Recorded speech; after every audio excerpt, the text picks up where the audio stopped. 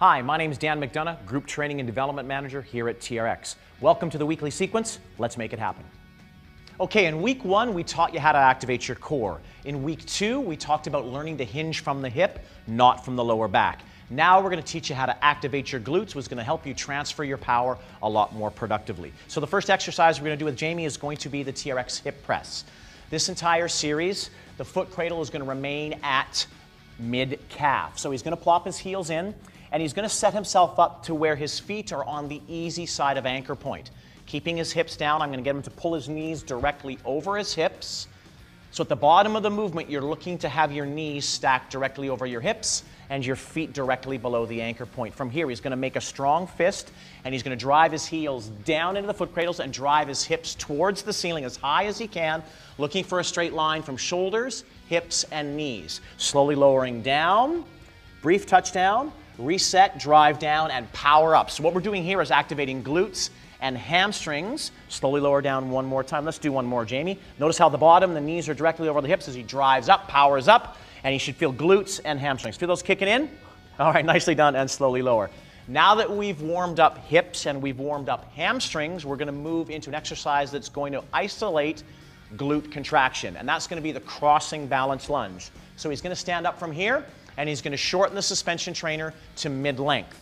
He's going to face the anchor point, walk back, stack his elbows directly underneath his shoulders, and from here I'm going to get him to center his left leg to the anchor point, and he's going to lift up his right leg and find balance. I'm going to get him to soften this knee just a little bit so he preloads that leg. Now from here, as he lowers down to the ground, I'm going to get him to target his knee to the outside of the ankle. So Jamie, slowly lower yourself down.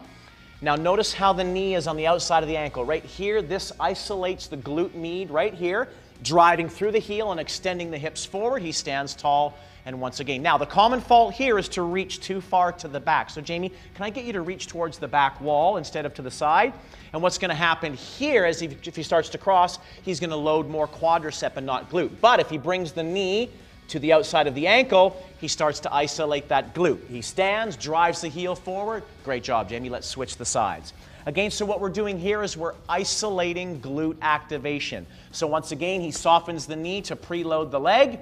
He slowly lowers, controlling that deceleration. Inner thighs stay close together. He loads that right glute, drives to the heel, and extends the hip forward.